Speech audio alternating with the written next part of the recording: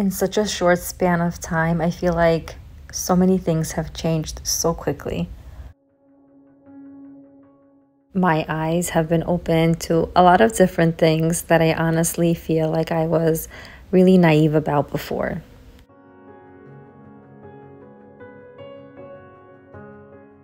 Even though I'm in a different country, thousands of miles away, my heart hurts. I feel varying emotions from sadness to fear and everything in between.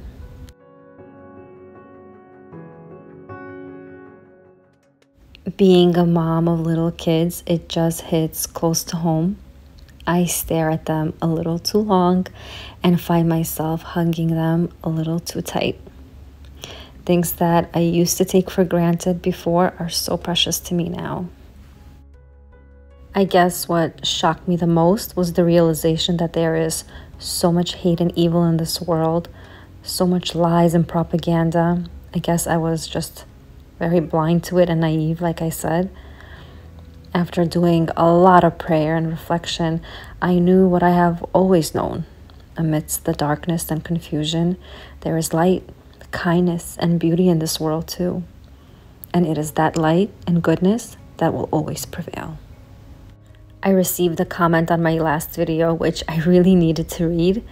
My channel, as she wrote, is a celebration of Jewish life and faith, and I intend and hope to create and share more content with those who gain value from it.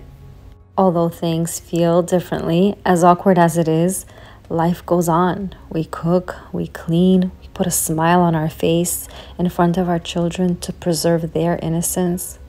Shabbat still comes every week, and truthfully, I cling to this day of rest with all of my might, where my family is close to me, surrounded in a bubble of love and happiness. In this week's video, I will share with you a few recipes that I made for Shabbat, and I hope you enjoy and find some comfort in them. This first recipe that I'll be sharing with you are these pastries that you basically fill with 3 different types of fillings. I'll have the full recipe in the description box below. The original recipe calls for margarine or butter, and because I try to stay away from margarine, I tried to alter this recipe using just avocado oil, and it came out perfectly. As you can see, it is very easy to put together because it's just made in this one bowl. You could even do this by hand. This is actually the first time I'm using a stand mixer to make them. You throw in all of the ingredients, mix them all up, and then just take the dough out, separate them into 3 separate sections, and the world is your oyster to figure out what kind of fillings you want to fill it with.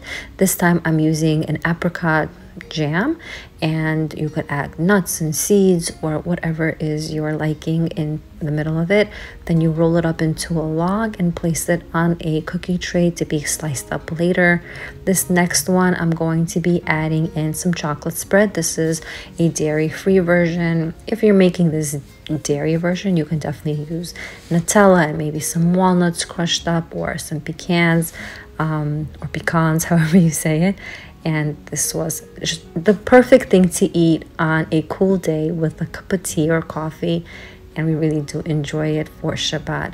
So again, you're going to roll it up and leave it on a cooking tray to be cut up later.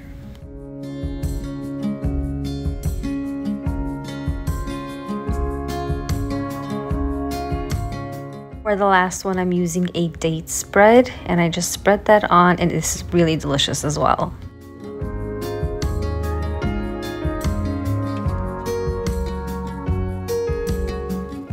To cut them up, I'm going to be using a crinkle knife that I have, and I'm going to slice them up. You could do different shapes, different sizes, but no need to be fancy. If you don't have a crinkle knife, you could use a regular knife.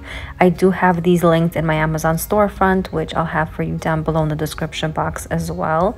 So I'm just going to be cutting them into different shapes so I can just tell them apart a little bit before I place them into the oven to bake. They bake in a 350-degree preheated oven for about 25 to 30 minutes. And while they're baking in the oven, I'm going to be moving on to my next recipe. This next recipe is a chocolate banana bread that was inspired by Natasha's Kitchen. She used butter in hers, but I needed to make this dairy-free for Shabbat, so I had to tweak this recipe a bit. I, of course, left all of the ingredients for you in the description box. In the mixer, you have 2/3 cup of sugar, 2 eggs, and 1/2 cup of oil that you beat.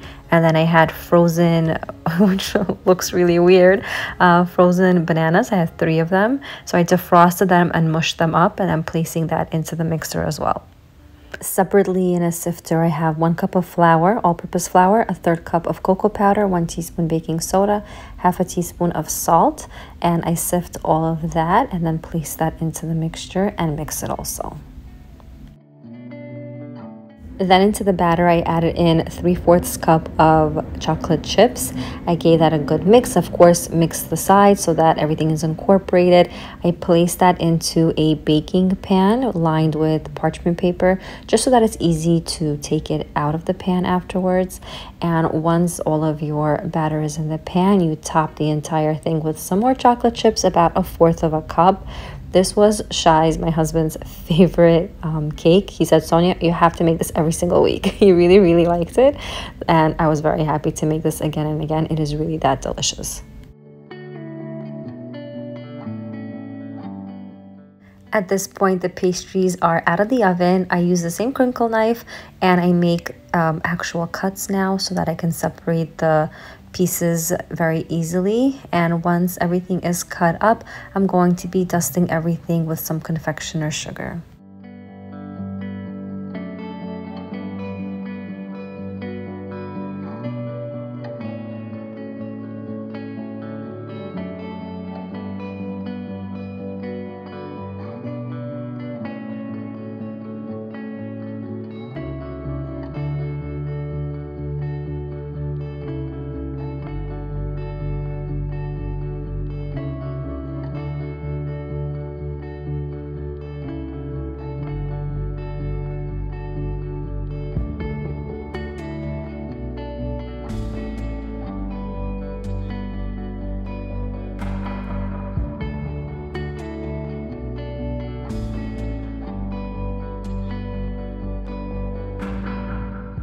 This next recipe, after all of the desserts, is a soup made out of Hawaii spice.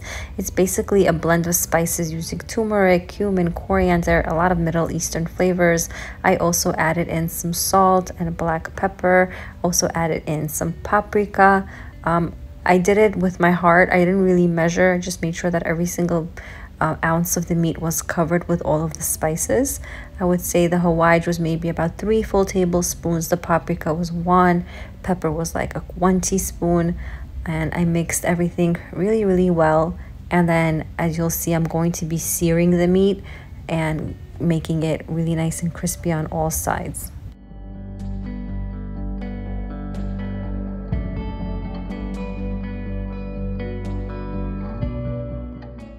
For the meat part of it, you could use lamb or beef or veal, whatever you prefer.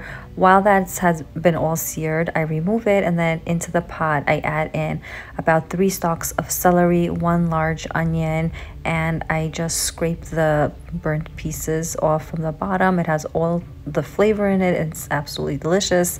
And I let that saute for a few minutes. I then fill the pot with water. I'm using boiling water here from my kettle, and then I'm going to add in the meat right back into it.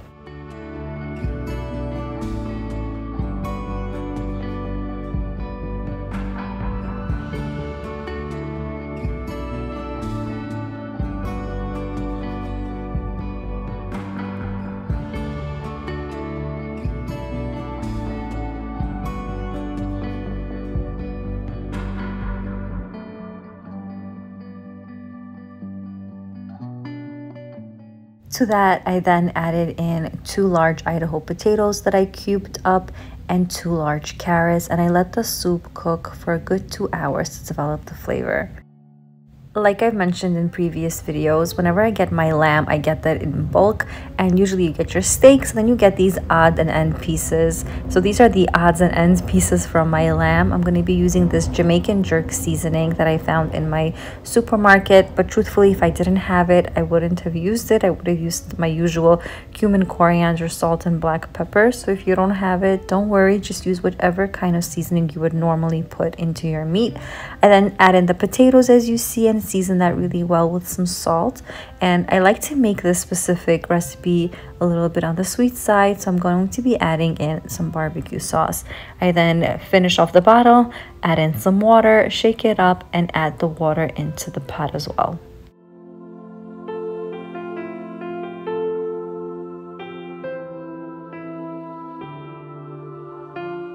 I mix everything really well, cover it with some parchment paper and then some foil, and I'm going to be baking that in a 350-degree oven for a few hours until it's nice and tender.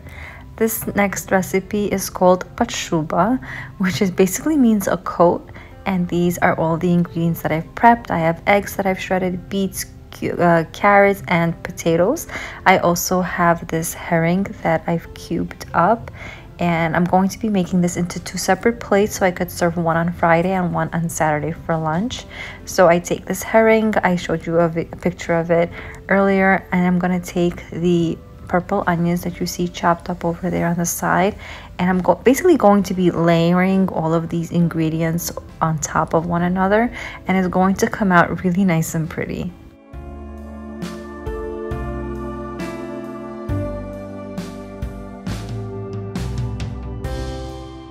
The next layer is some boiled shredded carrots that I have over here. So I boiled about 2 large carrots. I let it cool completely, and then I shredded them, and I'm going to be placing that on top.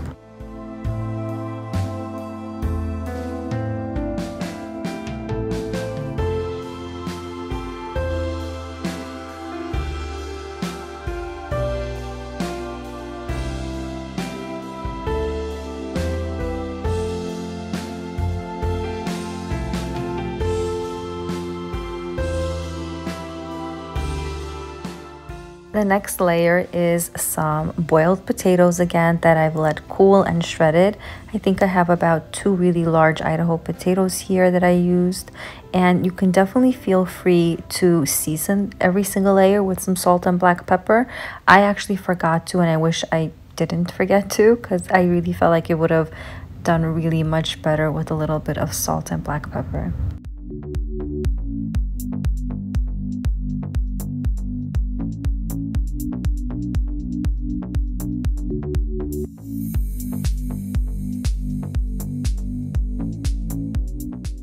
Now that I have the potato layer on, I'm taking a little bit of mayo and smearing that over the top of both of these plates. It's mostly to ensure that the layer just stays together and nothing falls apart when you're going to be adding in the beets right over the top of this.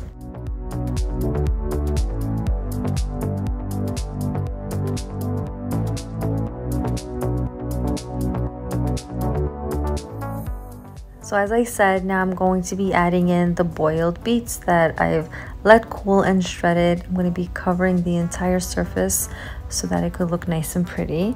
After that's all done, I have some mayo in a Ziploc bag, and I just snipped off a little tip, and I'm just going to be designing the top of it any which way that I like.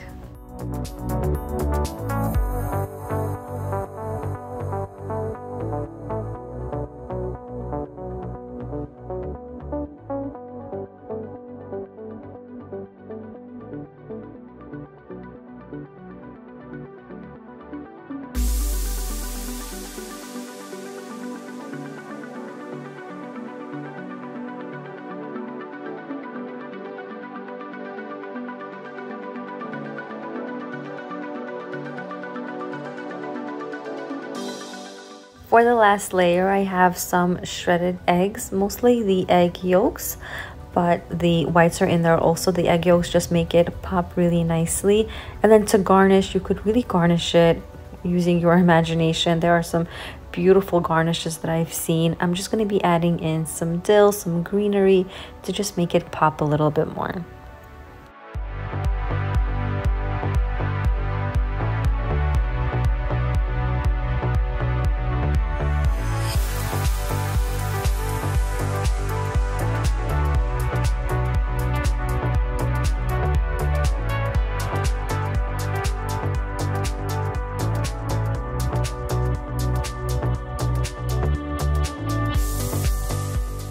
So that's it. I hope you guys enjoyed seeing some of these recipes, some of my usual quote-unquote content that I share with you. Even though it's still this awkward time, I hope that this brought some comfort to you all, seeing some delicious recipes that you can share with your family. I wanted to say thank you again so much for all of your amazing, uplifting, and positive comments. Shabbat Shalom from my family to yours.